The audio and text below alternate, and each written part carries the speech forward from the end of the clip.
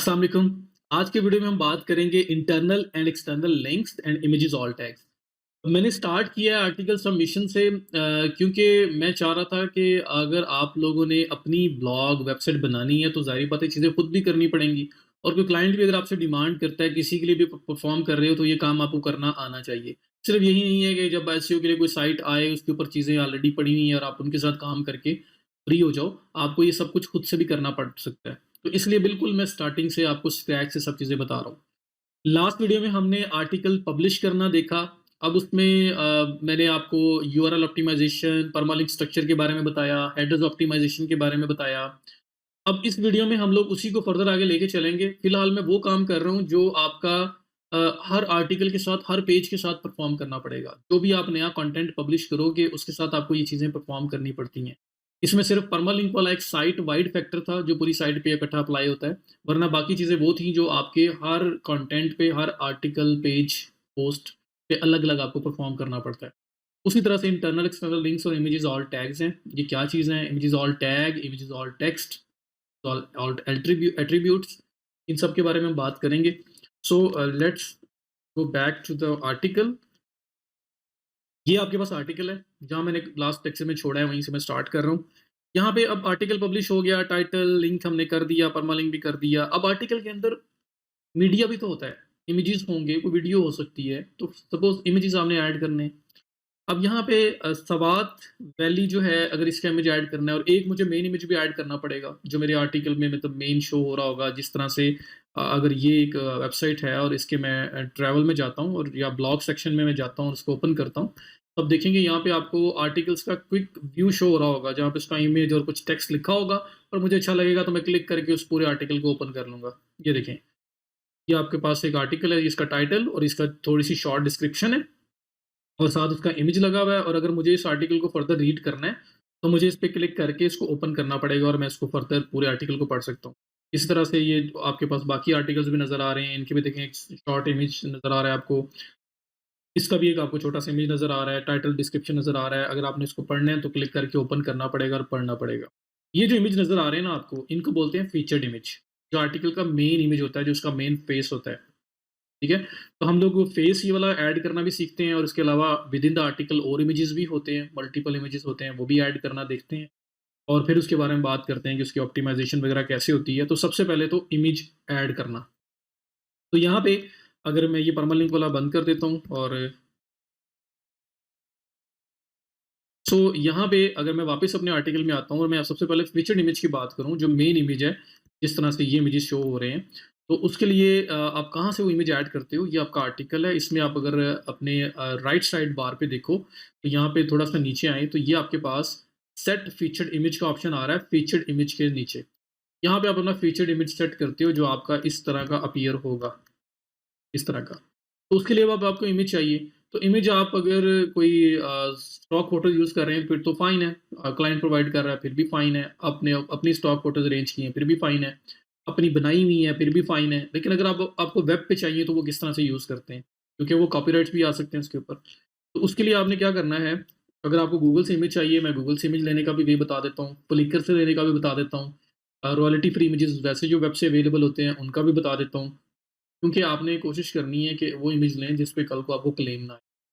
सो यहाँ पे अगर मेरा जो मेन कीवर्ड है places to visit travel in Pakistan, इसको मैं कॉपी करूँ और गूगल पे आके पेस्ट करूँ यहाँ पे, तो आपके सामने ये आपके नॉर्मल रिज़ल्ट्स आ गए और फिर आपके पास ऑल के साथ ये इमेजेस का सेक्शन आ रहा है। आप इमेजेस पे क्लिक करें, तो आपके पास इसके रिलेटेड इमेजेस आ जाएँगे। ये कई इमेजेस हैं जो आपके places to travel in Pakistan के बारे में हैं और ये डिफरेंट साइट्स से आ रहे हैं, देखें। हर इमेज किसी न किसी साइट से आ रहा है, डायरेक्टली गूगल इमेजेस के अंदर इमेज अपलोड नहीं होता, वो किसी न किसी साइट के थ्रू आ रहा होता है। तो किसी न किसी साइट पे इमेज यूज़ हो। अब इनमें से मैं कोई सी इमेज उठा लूँ और उसको यूज़ कर लूँ, तो कल को वो क्लेम भी तो कर सकता है कि भाई मेरा इमेज है, मेरे कॉपीराइट्स थे और इसने यूज़ कर ली है। तो इमेज कैसे यूज़ करना है अगर गूगल से लेना हो तो? आपके पास यहीं पे ये सेटिंग्स और टूल्स के 2 ऑप्शंस आ रहे हैं। लाइक मैंने ये टाइप किया, ऑल के साथ इमेजेस में आया और इसी के बिल्कुल सामने ये सेटिंग्स और टूल्स का ऑप्शन आ रहा है। तो आपने क्या करना है, आपने ये जो टूल्स का ऑप्शन है इस पे करना है क्लिक। टूल्स के ऑप्शन पे क्लिक करने के बाद ये साइज़ का ऑप्शन आ रहा है, कलर का ऑप्शन आ रहा है, टाइप आ रहा है, टाइम आ रहा है और यूसेज राइट्स का ऑप्शन आ रहा है। ये जो यूजेज राइट्स है ना, आपने इस ऑप्शन में करना है क्लिक। अब यहाँ पे आपके पास ऑप्शन आ रहा है all, creative common license, commercial and other license. तो अगर आप यहाँ पे क्रिएटिव कॉमन लाइसेंस पे क्लिक करें तो यहाँ पे वो इमेजेस आ जाएंगे जहाँ पे मोस्ट प्रोबेबली आपको किसी किस्म का कोई क्लेम नहीं आएगा और आपके पास ये अवेलेबल टू रीयूज है। तो अवेलेबल आपके पास है तो यहाँ पे देख लें, ये मल्टीपल इमेजेस हैं। आप यहाँ पे जो आपको इमेज अच्छा लगे आप यूज़ कर सकते हैं। फॉर एग्जांपल मैं कहता हूँ जी मुझे ये इमेज यूज़ करना है, तो मैं इसको क्लिक करके ओपन करूँगा। ये विकीमीडिया के ऊपर लिंक, विकीमीडिया पे ये वाला इमेज पड़ा हुआ है। तो मैं इसको यहाँ पे सेव एज़ करता हूँ और मेरे पास ये सेव हो जाएगा। अब सेव करते हुए देखें, पाकिस्तान मोनूमेंट बाय h.s.jpg है। हमेशा पहले चलें सेव कर लेते हैं, उसके बाद ये बात करते हैं। यहाँ पे मैं डाउनलोड्स में इसको सेव करता हूँ, ये मेरे पास सेव हो गया। अब इसको मैं यहाँ से क्लिक करके शो इन फ़ोल्डर करता हूँ, मेरे पास फ़ोल्डर में ये शो हो जाएगा। अब इमेज को अगर एसईओ पॉइंट ऑफ व्यू से आप इमेज कर रहे हो, तो हमेशा, हमेशा, हमेशा इमेज को प्रॉपर्ली रीनेम करना है। अगर आप चाहते हैं कि कल को आपका इमेज भी इन इमेजेस की सर्चेज़ में आए, तो आपने इमेज को प्रॉपर्ली रीनेम करना है। अब इमेज की एसईओ की बात आती है। अगर इमेज आप खुद अपलोड कर रहे हो, एक तो होता है ना पहले से किसी की वेबसाइट है, पहले से अपलोड हुए हुए हैं, वो अलग सिनेरियो है। एक ये है कि इमेज आप अपलोड कर रहे हो, तो इमेज अपलोड करने से पहले आपने 2 फैक्टर्स अपने माइंड में रखें। पहला फैक्टर एसईओ का है कि आपने इमेज को प्रॉपर्ली रीनेम करना है। कैमरा इमेज है 1.jpg, 2.jpg या 100D789, वो जो आईडीज़ के साथ कैमरा इमेजेस होते हैं, वैसे ही उठा के अपलोड नहीं कर देना। अगर आप चाहते हैं कि आपका इमेज गूगल इमेज सर्चेज़ में आए और आपको वो एडवांटेज भी दे एसईओ वाइज़, तो आपने अपने इमेज को प्रॉपर्ली रीनेम करना है और रीनेम करते हुए अपना कीवर्ड उसमें एडजस्ट करना है। मीन्स के इस इमेज को, ये मेरा मेन इमेज है मेरे मेन आर्टिकल का। मेरे मेन आर्टिकल का टाइटल क्या है?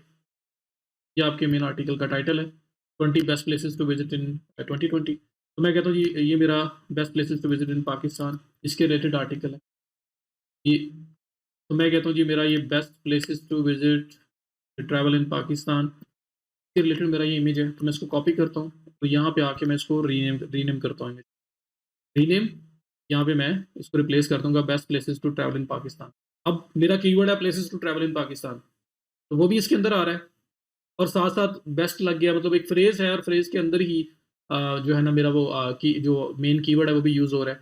तो जरूरी नहीं कि कीवर्ड ही सिर्फ आपका नाम हो, जो भी आप फ्रेज यूज कर रहे हो उसके अंदर आपका कीवर्ड भी यूज हो तो वो बेस्ट हो जाता है। तो मैं यहाँ पे ये यूज कर दूंगा। अब ये स्टॉप वर्ड जो इन है वो मैं निकाल दूंगा। वो स्टॉप वर्ड क्या होते हैं मैं ऑलरेडी एक्सप्लेन कर चुका हूँ। तो best places to travel Pakistan या 20 best places to travel in Pakistan, travel Pakistan, ये आपके पास है। तो आप इस तरह से रीनेम करेंगे। अब रीनेम करते हुए जो गूगल का इमेजेस का एल्गोरिदम है, जिस तरह वो रीड करता है, वो डैश को is equal to space read करता है। ये जो आपकी स्पेस यूज हुई है ना, बेस्ट के बाद स्पेस यूज हुई है, इसको वो रीड करता है परसेंटेज। तो अगर आप ऐसे ही रीनेम करके छोड़ देंगे ना, तो जब गूगल इसको रीड करेगा, गूगल रीड करेगा best percentage places, percentage to, percentage travel, percentage Pakistan. ठीक है, इस तरह से वो करेगा। तो मैं अगर यहाँ पे इसको चाहता हूँ कि गूगल इसको एज ए स्पेस ही कंसिडर करे, तो जिस तरह से परमालिंक में हम लोगों ने स्लग को डैश डैश फॉर्म में हमारा आता है स्लग, जो आपके पास यहाँ पे अवेलेबल है, ये देखें स्लग हमारा था places to travel in Pakistan dash dash के फॉर्मेट में, और इसको गूगल एज स्पेस कंसिडर करेगा। तो हम लोग भी यहाँ पे एज स्पेस, मतलब उसका फ्रेंडली फॉर्मेट ये है। तो हम लोग अगर उस गूगल को उसी की लैंग्वेज में चीज़ ट्रांसलेट करके देंगे तो उसके लिए ज़्यादा ईज होगा उसको अंडरस्टैंड करने में, और अल्टीमेटली हम लोग भी रैंकिंग पे आ सकते हैं। तो आपने रीनेम करते हुए इमेज में जो स्पेसिस है ना उसको डैश के साथ रिप्लेस कर दिया कर, आपने रिप्लेस कर दिया करना है। ये अब आपका आ गया best places to travel in Pakistan और डैश डैश का फॉर्मेट है। तो इस तरह से प्रॉपर रीनेम करना है और कोशिश करनी है रीनेम करते हुए जो वर्डिंग यूज़ कर रहे हैं उसके अंदर आपका कीवर्ड भी एडजस्ट हो जाए। हर एक के अंदर कीवर्ड एडजस्ट ना हो। आपने 10 इमेजेस यूज़ किए हैं अपने आर्टिकल में तो 10 के 10 के अंदर आपका कीवर्ड एडजस्ट हो रहा है, ऐसा नहीं, एक में कम से कम लाज़मी है। तो लेकिन रीनेम सबको करना है। कोई भी आपने 1.jpg इस स्टाइल में कोई भी अपलोड नहीं करना। तो ये आपने एक बात। दूसरी बात, इमेज को पीएनजी के अंदर अपलोड नहीं करना। पीएनजी इमेज का साइज़ हमेशा बड़ा होता है। और पीएनजी इमेज आप सिर्फ तब करें जब आपको ट्रांसपेरेंट बैकग्राउंड चाहिए। जैसे लोगो होता है वेबसाइट का, उसका बैकग्राउंड ट्रांसपेरेंट चाहिए होता है ताकि वो जहाँ भी लगाएँ सिर्फ लोगो नज़र आए, बैकग्राउंड नज़र ना आए। उसी जो पहले वाला बैकग्राउंड है उसके अंदर ही सिंक्रोनाइज़ हो जाए। ठीक है? तो आपको वहाँ पे पीएनजी यूज़ करना है जहाँ पे आपको ट्रांसपेरेंट बैकग्राउंड चाहिए। अगर आपको ट्रांसपेरेंट बैकग्राउंड नहीं चाहिए, तो फिर आप लोगों ने पीएनजी इमेज यूज़ नहीं करना, वो साइज़ में बहुत बड़ा हो जाता है, तो फाइल साइज़ बड़ा होता है। आपने उसको जेपीईजी में कन्वर्ट कर देना है और फिर उसको यूज़ करना है। तो ये इमेज जेपीईजी में है और 110 केबी का ये इमेज है। मैं आपको अभी एग्ज़ाम्पल देता हूँ, अगर मैं इसको पीएनजी में कन्वर्ट करूँ तो ये किस साइज़ में चला जाएगा। ये इमेज है, मैं इसको करता हूँ ओपन, आप पेंट में ओपन कर लें, कहीं भी ओपन कर लें और उसको सेव एज़ करें और इसको पीएनजी में कन्वर्ट करें। ये इमेज ओपन हो गया, मैं इसको फाइल में जाता हूँ, इसको मैं करता हूँ एक्सपोर्ट। आप सेव एज़ करेंगे विंडोज़ में तो वहाँ पे आपके पास ये ऑप्शन आ जाएगा। मैंने एक्सपोर्ट किया, एक्सपोर्ट करते हुए यहाँ पे यहाँ पे इसको सेलेक्ट कर लेता हूँ पीएनजी एंड मैं इसको कर देता हूँ डाउनलोड्स में ही सेव। तो ये आपका सेम प्लेस पे सेव हुआ है। ये देखिए, ये आपका जेपीजी है, 110 केबी का इमेज है। ये आपका दूसरा इमेज है जो आपने अभी किया है पीएनजी में कन्वर्ट करके। पीएनजी इमेज 878 केबी, तो 110 केबी से 878 केबी पे बात पहुँच गई है। कितने 8 टाइम्स, बल्कि 8 टाइम्स से भी ज़्यादा जो है वो बड़ा इमेज हो गया है। तो रीज़न क्या है? क्वालिटी इसकी भी वही है, उसकी भी वही है, मैं पीएनजी क्यों यूज़ करूँ? तो आपकी जो साइट की स्पीड है ना, उसके ऊपर इमेजेस बहुत ज़्यादा बुरी तरह अफ़ेक्ट करते हैं, अगर आपने उसको प्रॉपर्ली कंट्रोल ना किया हो। सही है? तो यहाँ पे आपने थोड़ा-सा ये केयर करनी है, ताकि बाद में जब स्पीड ऑप्टिमाइज़ेशन की बारी आए, तो आपने पहले से ही, अब खुद अगर आपके कंट्रोल में है, तो आप अच्छी मेजर्स लेके चले हुए हो, तो आपका अल्टीमेटली नेक्स्ट आगे जाके फ़ायदा होगा। सो मैं यहाँ पे अगर इसको, इस इमेज को अपलोड करता हूँ, फीचर्ड इमेज में, set featured image, upload files, select files और यहाँ पे ये जो जेपीजी इमेज है, इसको मैंने सेलेक्ट किया और ओपन कर दिया। अच्छा, यहाँ पे भी मैंने तो अपलोड कर दी है। अपलोड करने से पहले एक और प्रैक्टिस आपको बताता हूँ। एक तो मैंने पीएनजी से जेपीईजी में कन्वर्ट करना है, अगर मुझे ट्रांसपेरेंट बैकग्राउंड रिक्वायर्ड नहीं है। दूसरा, इमेज को अपलोड करने से पहले ना मज़ीद कंप्रेस कर लेना, उस लेवल तक कि वो कंप्रेस भी हो जाए लेकिन उसकी क्वालिटी भी खराब ना हो। वो कैसे होता है? आप लोग डिफरेंट आपके कंप्रेशन टूल्स हैं, मैं बताता हूँ आपको, tinypng.com। आप tinypng.com पे आएँ और अगर आप इमेज अपलोड कर रहे हैं, तो जो इमेज आपका फाइनलाइज़ है, आप अपलोड होने वाला है, उसको अपलोड करने से पहले टाइनी पीएनजी में एक बार सिर्फ उसको अपलोड करके उसको कंप्रेस कर लें। वो कंप्रेशन उस लेवल तक करेगा कि आपकी जो पिक्चर की क्वालिटी है वो खराब ना हो, और उसके बाद फिर आप अपलोड करें तो ये जो 110 केबी है, ये इससे भी छोटा इमेज हो जाएगा। इसमें से 50-60 केबी पे चला जाएगा। तो ये केबीज़ भी बहुत ज़्यादा मैटर करती हैं जब आपकी इस वेबसाइट की स्पीड की बारी आती है। क्योंकि आपकी एक पेज के ऊपर कितने इमेजेस हैं, टेक्स्ट है, एचटीएमएल है, सीएसएस है, वो सारी मिल के उस पेज का पूरा साइज़ बन रहा है। तो वो जितना लाइट होगा उतना जल्दी आप लोग जो है ना, आपकी साइट ओपन हुआ करेगी, आपकी स्पीड के ऊपर इफ़ेक्ट नहीं होगा, आपकी स्पीड अच्छी होगी। तो ये टाइनी पीएनजी मैंने ओपन कर लिया। इसमें यहाँ पे क्लिक करेंगे आप और अपलोड करेंगे, ये इमेज जेपीजी है, तो मैंने ओपन किया। 110.1 केबी का इमेज है, ये कंप्रेसिंग कर रहा है। जैसे ही अपलोड किया ऑटोमेटिकली कंप्रेशन स्टार्ट हो जाएगी, और ये अभी मुझे मुझे कंप्रेस करके इसका एक साइज़ देगा, जो इसमें मुझे 50%, 60%, 40% सेमिंग करके देगा, और उसमें क्वालिटी भी आपकी इमेज की ख़राब नहीं हो, लेवल तक आपको कंप्रेशन करेगा। तो ये देखें, 3% कंप्रेशन, ये मीन्स कि ऑलरेडी ये फुली कंप्रेस्ड है। जिस लेवल तक इसको होना चाहिए था है, समटाइम ये 30, 40, 50, 60, 70, 80% तक भी आपको कंप्रेशन करके देगा। अब आप इसको डाउनलोड कर लेंगे, 3% सेव हुआ है, 10%, 20%, 30%, जितना भी सेव हो आप उसको लेके आगे चलेंगे। ठीक है? उसके बाद आपने इसको अपलोड करना है। तो ये एक एक्स्ट्रा आपके लिए टिप है, ताकि आपकी स्पीड बेहतर रहे। तो जितनी भी आपको सेविंग मिले आपने वो लेनी है। तो ये आपको 10%, 20%, 30%, 40% जितनी भी सेविंग दे आपने डाउनलोड करना है और उसके बाद इस इमेज को अपलोड करना है आप। तो अब हम जाके देख लेते हैं जो इमेज हम लोगों ने अपलोड किया था, वो कहाँ तक पहुँचा। ये इमेज आपका अपलोड हो चुका हुआ है। 800 बाय 530 पिक्सल इसकी आपकी डायमेंशंस हैं, तो आपने ये भी देख लेना है कि आपकी वेबसाइट के लिए, मतलब आपकी आर्टिकल के लिए कौन-सी डायमेंशन ज़्यादा प्रॉपर काम कर रही हैं और किस डायमेंशन में आपके इमेजेस वगैरह होने चाहिए। इमेज उतने साइज़ का ही अपलोड करें, उतनी डायमेंशन का ही अपलोड करें जितनी रिक्वायर्ड है। बड़ा इमेज अपलोड करेंगे, साइज़ बड़ा हो जाएगा, ऑटोमेटिकली स्पीड के ऊपर इफेक्ट होगा। तो ये इमेज अपलोड हो गया। अब इसमें देखें, यहाँ पे लिखा हुआ आ रहा है अल्टरनेटिव टेक्स्ट। ये टाइटल जो है इसने वही पिक कर लिया जो मैंने इसका नाम रखा था। ऑल्ट टेक्स्ट, इसका मतलब है अल्टरनेटिव टेक्स्ट, ठीक है? टिल डेट, अभी तक गूगल के पास कोई ऐसा टूल नहीं है, कोई ऐसी मैयर नहीं है कि वो आपके इमेज को रीड कर सके। गूगल अभी तक आज की डेट तक आपके इमेज को रीड नहीं कर सकता। फ्यूचर में कुछ भी हो सकता है। जिस तरह की टेक्नोलॉजी और इम्प्रूवमेंट्स हो रही हैं, जिस तरह की अपडेट्स आ रही हैं, लेकिन अभी तक इमेज को रीड नहीं कर पाता गूगल। तो हमें अपने इमेज का अल्टरनेटिव टेक्स्ट देना पड़ता है। हमें गूगल को बताना पड़ता है कि what this image is all about. उससे गूगल को पता भी चल जाता है कि इमेज है क्या, और इसका भी इफ़ेक्ट होता है आपकी जो इमेज रैंकिंग है, आपकी गूगल गूगल इमेजेस के अंदर रैंकिंग में। साथ-साथ इसका हमारे आर्टिकल की एसईओ के अंदर भी बड़ा इफ़ेक्ट होता है। क्योंकि गूगल जब किसी भी आर्टिकल को, किसी कंटेंट को देखता है, तो उसमें जो इमेज लगे होते हैं, उस इमेज का जो अल्टरनेटिव टेक्स्ट है, उसको भी रीड करता है। और फिर अगर उसमें अगर आपने कोई रेलेवेंट वर्ड्स यूज़ किए हैं या कीवर्ड की एडजस्टमेंट की हुई है, तो वो भी एक रेलेवेंसी आपके टॉपिक के साथ बन जाती है। सो हम लोग अल्टरनेटिव टेक्स्ट देंगे, जितने भी इमेजेस हमारे लगेंगे, सबका अल्टरनेटिव टेक्स्ट देना ज़रूरी है। लेकिन हर एक के अंदर कीवर्ड होना ज़रूरी नहीं है। अब सवात वैली गया तो मैं उसके अंदर जानबूझ के ऐड कर दूँ जी best places to travel in Pakistan Swat valley, तो ऐसे नहीं। अब मेरा जो मेन इमेज ये फीचर्ड इमेज है जो मेन आर्टिकल के बारे में, तो यहाँ पे तो मैं आराम से वो एडजस्ट कर सकता हूँ। लेकिन जो सवात वैली का होगा मैं सवात वैली लिख दूँगा। जो वहाँ पे फॉरेस्ट का था ओशो फॉरेस्ट, मैं उस वहाँ पे ओशो फॉरेस्ट लिखूँगा। मैं वहाँ पे ऐसा नहीं करूँगा कि इर्रेलेवेंट वर्ड्स वहाँ पे ऐड करूँ। तो यहाँ पे मैं क्या करूँगा, मेरा जो मेन कीवर्ड है या जो मेरा मेन जो थीम है मेरे आर्टिकल का, मैं उसको ऐड कर दूँगा। तो अगर वो है best places to travel in Pakistan, तो मैं लिख दूँगा जी 20 best places to travel in Pakistan जी। ये इस बारे में इमेज लगा रहा हूँ मैं, क्योंकि मेरा मेन फीचर्ड इमेज है इस आर्टिकल के बारे में। तो ये जो आपका अल्टरनेटिव टेक्स्ट होता है, ये आपका सिंपल होता है, इसमें कोई डैश वगैरह नहीं लगती। स्पेसेस के साथ नॉर्मल टेक्स्ट होता है ये। तो अब गूगल जब इसको देखेगा इमेज को, तो उसके बैकएंड पे ये जो आपने टेक्स्ट दिया है, इसको रीड करके उसको पता चलेगा कि ये इमेज किस चीज़ के बारे में है। ठीक है? तो ये मैंने एक अपना यूज़ किया टाइटल, और इसके अंदर मेरा places to travel in Pakistan जो है, मेरा जो मेन कीवर्ड है वो भी इसके अंदर आ रहा है। तो यहाँ पे भी अगर स्टॉप वर्ड आप यूज़ नहीं करना चाहते तो ना करें। ठीक है? वो करने के बाद आप सेट फीचर्ड इमेज इस पे करेंगे क्लिक, और ये इमेज ऐड हो जाएगा।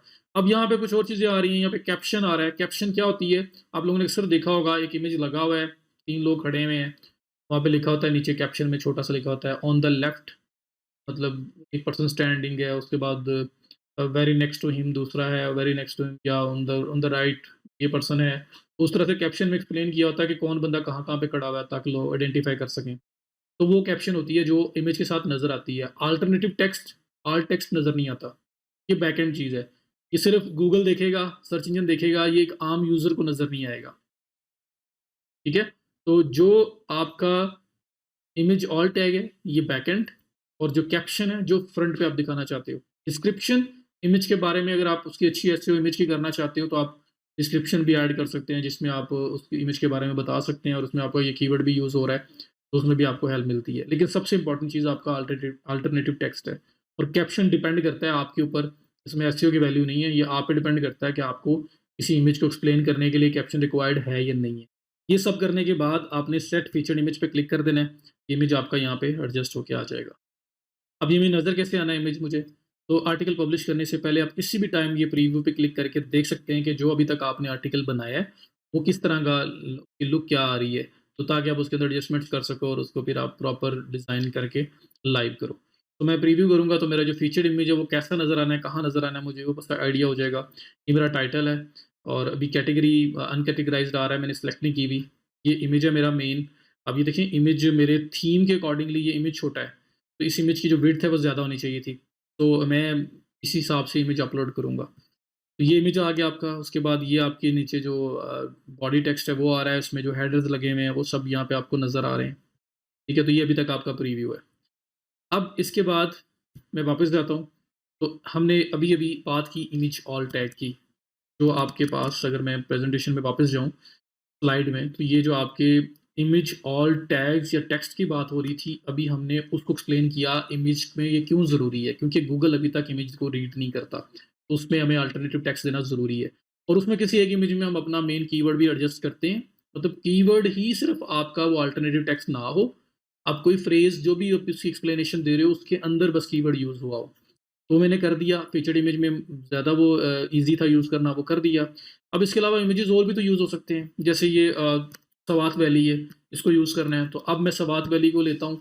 गूगल मैंने बता दिया किस तरह से आप ले सकते हैं।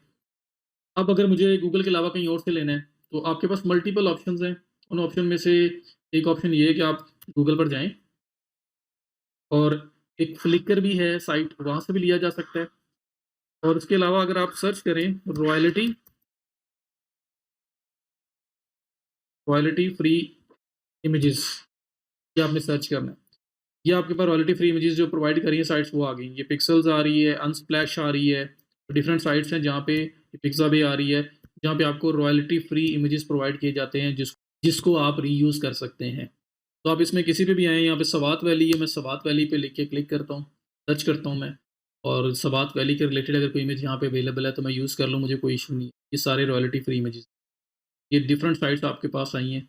इस साइट पे आता हूँ और यहाँ पे सर्च करता हूँ सवात वैली। ये आपके पास सवात वैली के रिलेटेड इमेजेस आ जाएँगे। ये देखें, इमेजेस आ रहे हैं। इनमें से कोई सा इमेज भी आप यूज़ कर सकते हो। तो मैं यहाँ पे देखता हूँ कि मुझे यहाँ पे ये इमेज यूज़ करना है, तो क्लिक करता हूँ। इमेज आपके सामने आ गया। अब इसमें ये देखें डाउनलोड फ्री, और यहाँ 7 ऑप्शन आ रहे हैं, स्मॉल, मीडियम, लार्ज, किस साइज़ में आपको डाउनलोड करना है। तो मैं कहता हूँ जी मुझे मीडियम साइज़ 1920 बाय 883। तो आपने अपने जो अपना आपकी ब्लॉग है ना, जो आपका आर्टिकल, जो आपकी मेन वेबसाइट है, उसके लिए जो इमेजेस के साइज़ेज़ हैं ना, जो मतलब मेन आपके लैंडस्केप इमेज बड़े इमेजेस हैं, वो आप लोगों ने एक बार देख लेने हैं कि कौन-सा वाला बेस्ट वहाँ पे सूट कर रहा है, और फिर आपने वही फ़ॉलो करना है। ताकि ये ना हो कोई इमेज बड़ा नज़र आ रहा है, कोई छोटा नज़र आ रहा है। हाँ, और टेक्स्ट के लेफ्ट पे, राइट पे छोटे इमेज शो करवाने हो तो वो अलग बात, मैं आपको वो भी बता दूँगा। ये इमेज मैंने अपलोड की है, अब इसको मैं शो इन फ़ोल्डर कर रहा हूँ, तो ये फैसल अरशद अ, और अनस्प्लैश वगैरह ये लिखा हुआ आ रहा है। अब ये इमेज है स्वात वैली का, तो मैं एक सिंपल इसको भी रीनेम करूँगा। यहाँ पे मैंने इसको रीनेम किया, ख़त्म किया स्वात वैली में अब मैं डैश करूँगा, ये हो गया। 451 केबी का इमेज है, और ये इमेज का जो डायमेंशन है 1920 बाय 883 है। मेरा नहीं ख़्याल मुझे इतना बड़ा इमेज रिक्वायर्ड है। तो आप इस इमेज को रीसाइज़ भी कर सकते हैं एज़ पर योर साइट, और फिर अपलोड करें ताकि लोड कम पड़े। तो रीसाइज़ करना मेरे पेंट से भी हो सकता है, कहीं से भी रीसाइज़ किया जा। दूसरी चीज़, टाइनी पीएनजी पे आएँ, उसको अपलोड करें, उसका साइज़ कम करें और फिर अपलोड करें। तो मैं ये चीज़ें नहीं कर रहा, बट मैंने एक करके दिखा दी आपको। अब आप लोगों ने इसको अडॉप्ट करना है, ये ज़रूरी है ये चीज़। सो मैं स्ट्रेट अवे अपनी वेबसाइट पे जाता हूँ और सवात वैली का मुझे इमेज अपलोड करना है, तो सवात वैली के बाद मैं एंटर करता हूँ, सवात वैली के बिल्कुल नीचे इमेज आएगा और उसके बाद उसका टेक्स्ट स्टार्ट होगा। तो जिस प्लेस पे ऐड करना है, उस प्लेस पे क्लिक करें, और उसके बाद ये ऊपर आप देखें पैराग्राफ, जहाँ पे आप अपने हेडर्स असाइन करते रहे, इसके ऊपर ये ऐड मीडिया का ऑप्शन आ रहा है। अब इस पे क्लिक करेंगे। ऐड मीडिया पे गया, ये मीडिया लाइब्रेरी में लेके आया, जहाँ पे पहले से जो अपलोडेड इमेजेस हैं वो नज़र आ रहे हैं, और ये इमेज मैंने जो अपलोड किया था, फीचर्ड इमेज, ये आपके पास यहाँ पड़ा हुआ है। अगर मुझे न्यू इमेज करना है तो मैं अपलोड फाइल्स पे जाऊँगा, सेलेक्ट फाइल्स पे जाऊँगा, और यहाँ पे ये सवात वाली इमेज पड़ा है, इसको उठा के ओपन कर दूँगा। तो ये इमेज आपका यहाँ पे अपलोड होके आ जाएगा।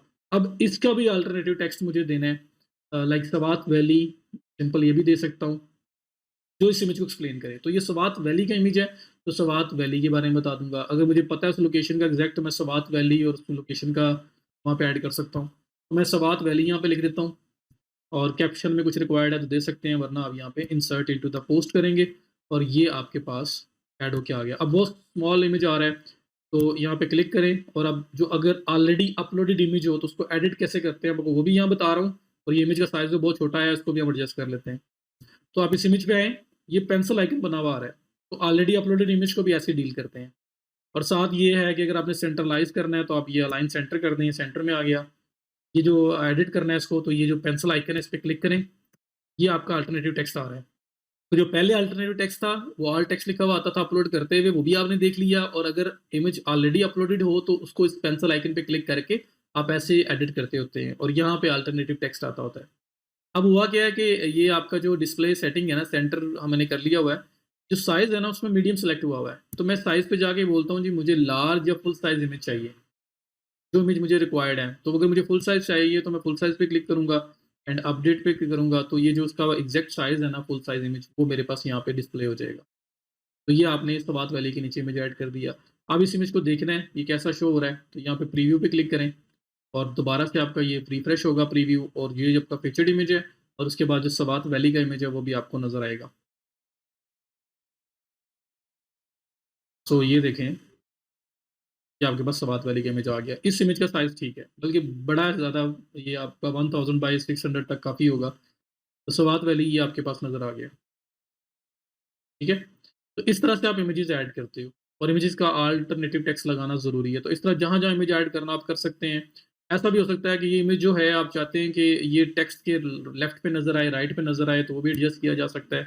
तो आप देखें ये इमेज है, इसको पिक करें और यहाँ से अलाइन जो है आप इसको लाइक लेफ्ट करते हो और इमेज का साइज़ आपको छोटा करना पड़ेगा। फिर आपने अपलोड ही छोटा इमेज करना है, अगर आपने अलाइन लेफ्ट या राइट शो करवाना है।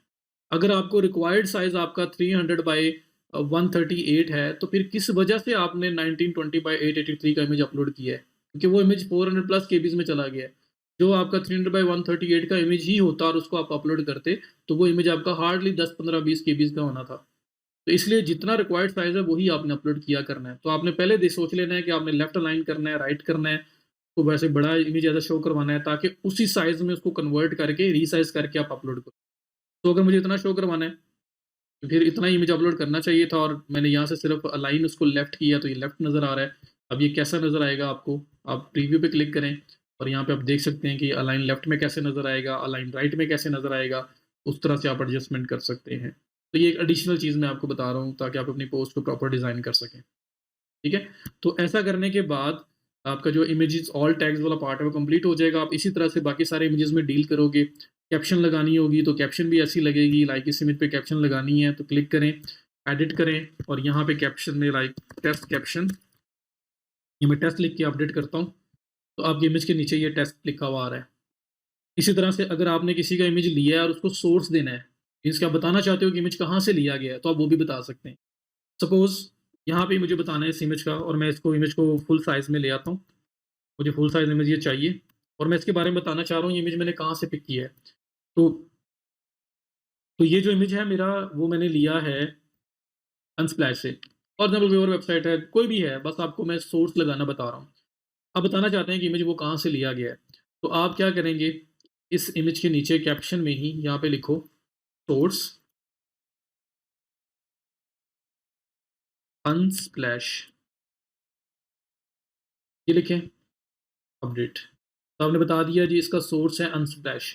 अब ये काफ़ी नहीं है, मैं चाहता हूँ कि अनस्प्लैश पे लोग क्लिक करके उसके साइड पे भी जा सकें, ताकि अगर मैंने किसी का इमेज यूज़ किया भी है, कल को वो भी देख लेता है, तो मैंने उसको लिंक दिया हुआ है, तो मुझे वो कुछ नहीं कह सकता कि आपने इमेज क्यों यूज़ किया है। तो आप क्या करें, यहाँ पे कॉपी करें। वैसे तो उन्होंने बोला हुआ है कि फैसल अरशद जिसने ये अपलोड किया है, आप उसको शाउट आउट कर सकते हो, ये उसका लिंक वगैरह दिया हुआ है। बट मैं कह रहा हूँ कि किसी वेबसाइट से पिक किया और मैं उसको लिंक दे रहा हूँ, तो मैं सिर्फ लिंक लगाना बता रहा हूँ। आप इसको दो फैसल अरशद को या अनस्प्लैश पे दो, जैसे भी जिसको भी देना है, लगाने का मेथड बता रहा हूँ। तो कॉपी करता हूँ मैं लिंक जहाँ से इमेज लिया है वो, और ये अनस्प्लैश जो है ना, इसको करूँगा मैं पूरे को सेलेक्ट, और सेलेक्ट करने के बाद आपके पास ये ऑप्शन आ रहा है इंसर्ट लिंक का, आप इस पे करेंगे क्लिक।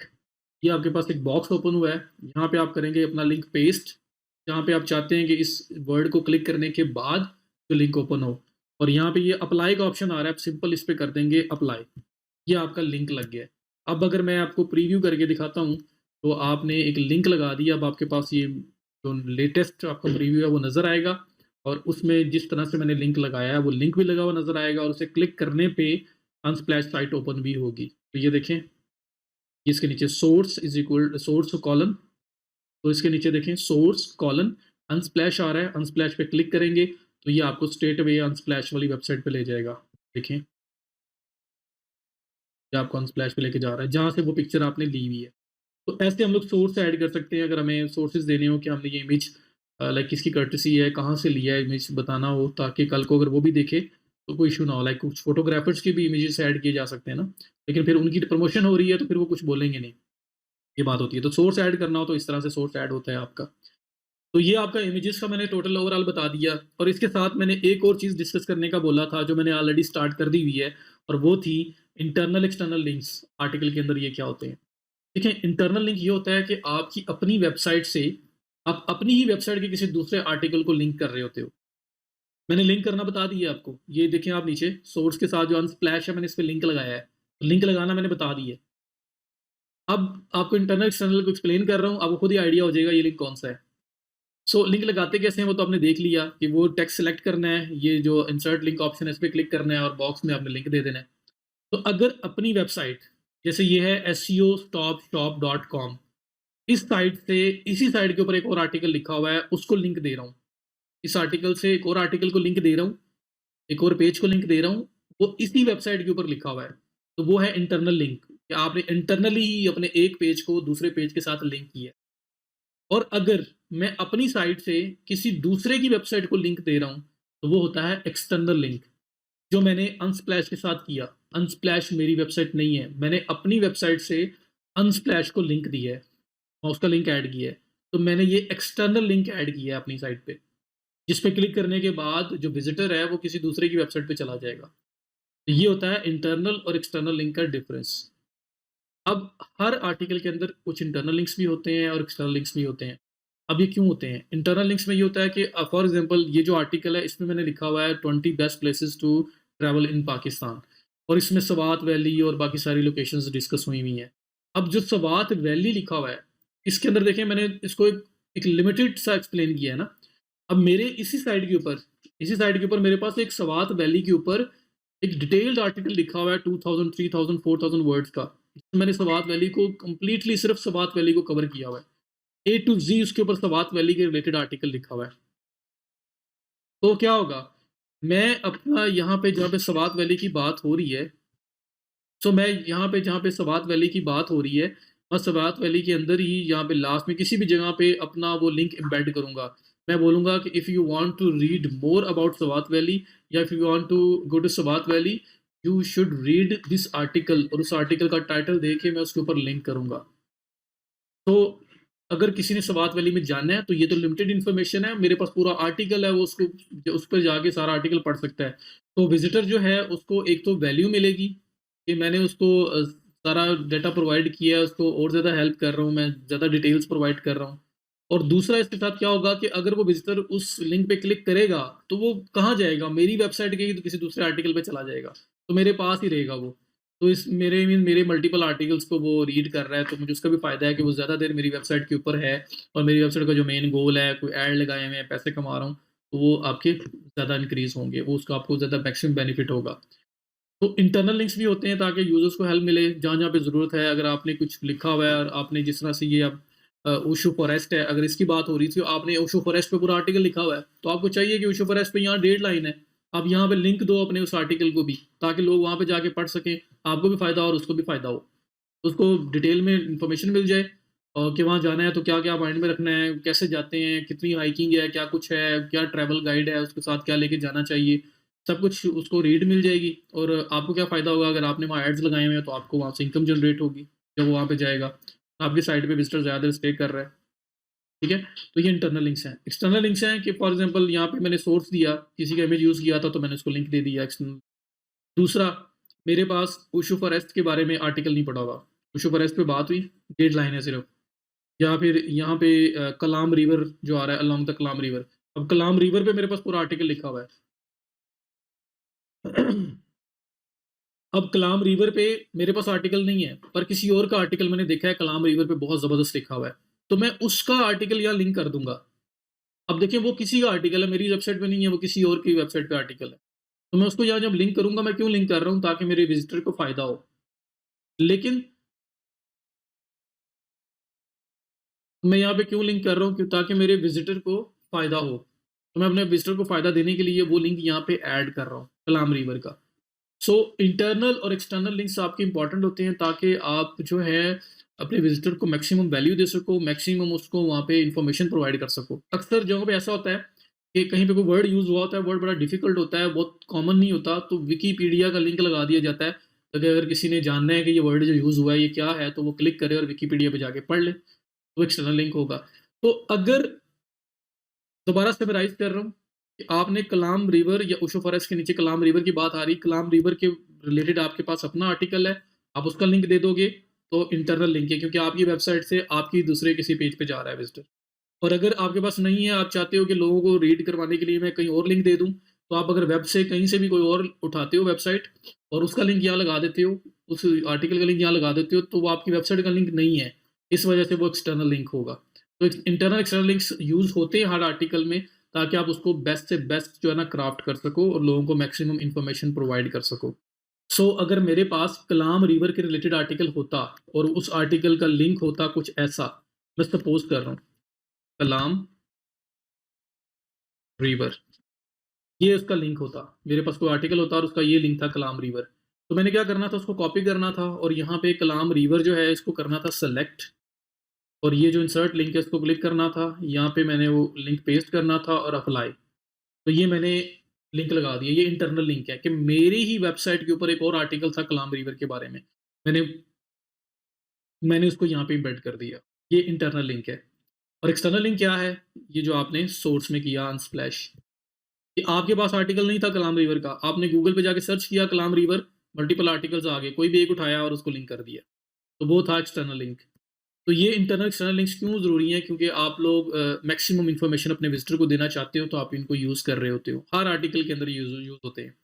रिकमेंडेड भी हैं। ये नहीं कि सर आप सिर्फ अपनी बात की जा रहे हो, क्योंकि आप विजिटर को चाहते हो कि मैक्सिमम से मैक्सिमम इन्फॉर्मेशन मिले।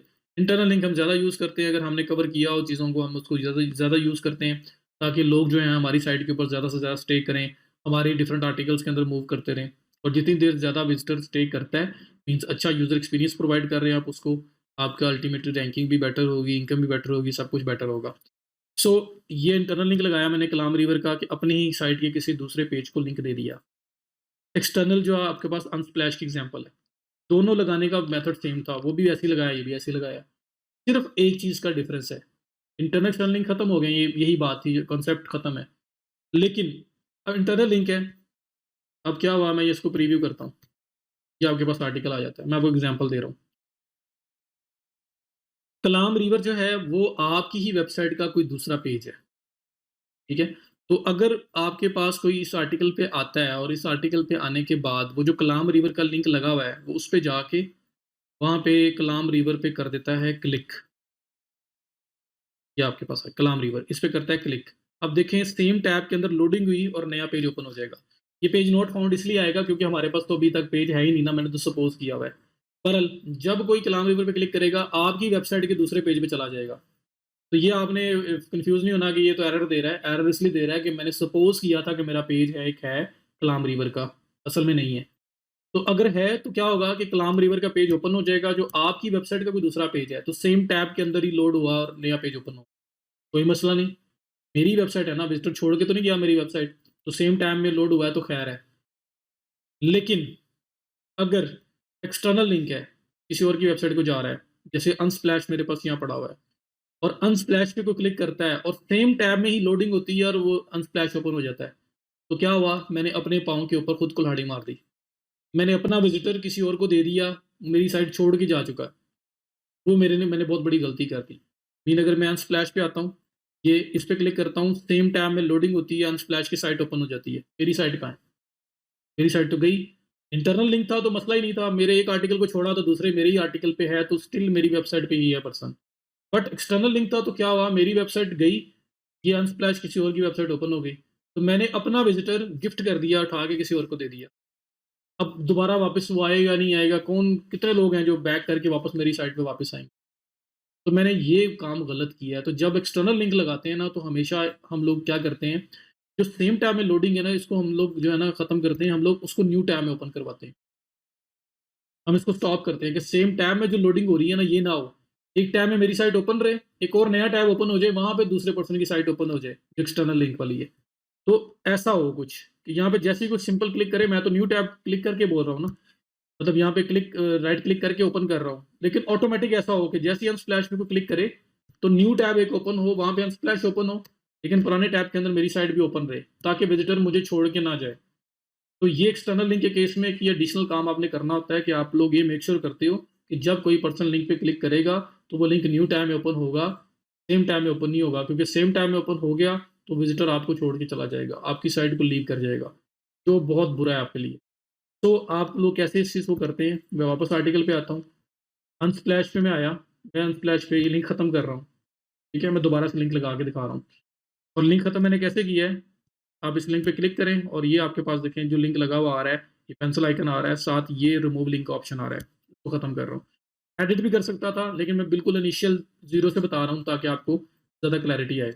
तो ये लिंक है जो मैंने लगाना था, मैंने इसको कॉपी किया और मैं वापस आया और ये अनस्प्लैश पे मैंने सेलेक्ट किया इसको, ये इंसर्ट लिंक है, क्लिक किया, यहाँ पेस्ट किया, अप्लाई कर दूंगा तो सेम मेथड है, इंटरनल लिंक का भी वही था, एक्सटर्नल का भी वही था, पर न्यू टैब में ओपन करवाना है मुझे एक्सटर्नल लिंक, ताकि मेरी वेबसाइट लीव ना हो, मेरे इस सेम टैब में ओपन रहे और न्यू टैब में एक्सटर्नल लिंक वाले की ओपन हो। तो आपने क्या करना है, ये अप्लाई करने की बजाय, एक्सटर्नल का फ़र्क बता रहा हूँ सिर्फ, इंटरनल में सिर्फ अप्लाई कर देना था। आपकी अपनी साइट का लिंक होता है ये, तो आपने सिर्फ अप्लाई करना था।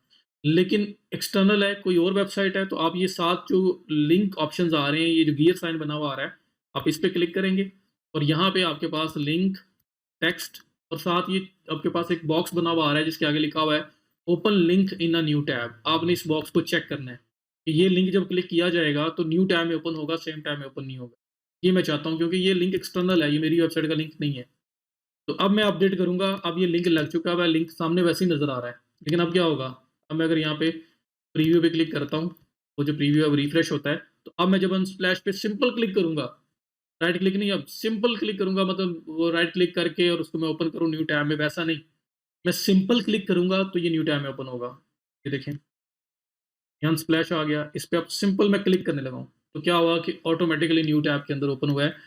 पुराने टैब में जो पहले वाला टैब है उसमें मेरी साइट ओपन है, तो मैंने विज़िटर जो है उसको अभी तक खोया नहीं है, मैंने उसको छोड़ा नहीं है कि जाओ आप चले जाओ, मेरी खैर है।